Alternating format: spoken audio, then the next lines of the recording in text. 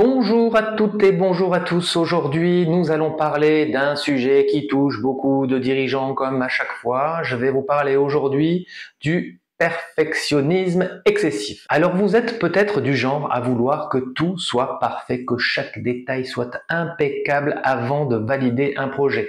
Mais ce perfectionnisme, bien qu'il puisse sembler bénéfique, peut en réalité devenir un obstacle majeur à votre productivité, à votre bien-être et à la croissance de votre entreprise. Dans cette vidéo, je vais vous expliquer d'où vient ce besoin de perfection, les conséquences d'un perfectionnisme excessif et surtout comment le surmonter. Prêt à en parler ? C'est parti! Alors, pourquoi sommes-nous perfectionnistes? Le perfectionnisme vient souvent de la peur de l'échec ou du jugement des autres. C'est le besoin de se prouver ou de prouver aux autres que l'on est capable de faire les choses de la manière la plus impeccable possible.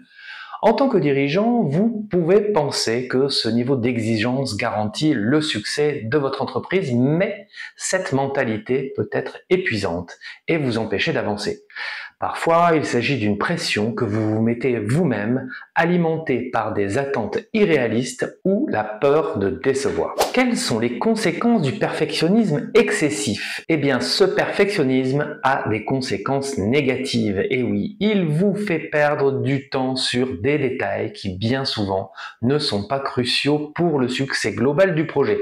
Cela vous empêche d'être productif et peut aussi créer du stress et de la frustration. En plus, un perfectionnisme excessif peut impacter votre équipe. Si vous attendez que tout soit parfait, vous pouvez involontairement ralentir les processus ou même démotiver vos collaborateurs qui ressentent une pression inutile. Alors il va falloir trouver des stratégies. La première stratégie pour surmonter le perfectionnisme, c'est de fixer des standards réalistes. Identifier ce qui est vraiment important pour le succès d'un projet et ce qui n'est qu'un détail secondaire. Par exemple, si vous travaillez sur une présentation, l'essentiel est que le contenu soit clair et impactant.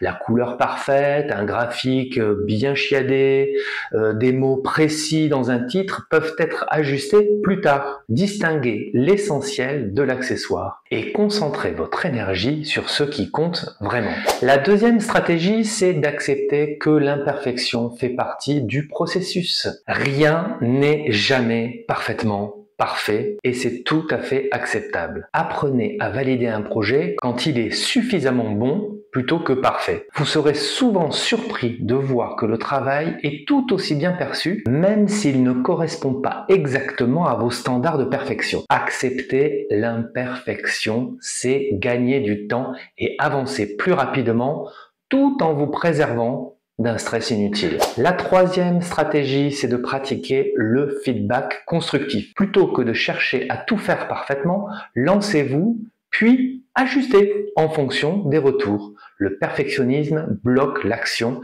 alors que le feedback vous aide à évoluer. Demandez à votre équipe ce qu'il peut être amélioré et soyez ouvert à leurs suggestions. Cela vous permet de progresser sans la pression de tout rendre impeccable dès le départ. L'amélioration continue est souvent plus puissante que la perfection initiale. Voilà comment surmonter le perfectionnisme excessif. En fixant des standards réalistes, en acceptant l'imperfection et en pratiquant le feedback. En tant que coach pour dirigeants, j'aide les leaders comme vous à dépasser ces blocages pour être plus efficaces et serein. Si ce sujet vous parle, pensez à aimer cette vidéo, à vous abonner pour plus de conseils et à explorer mes offres d'accompagnement pour dirigeants. N'oubliez pas, avancer imparfaitement, c'est avancer quand même.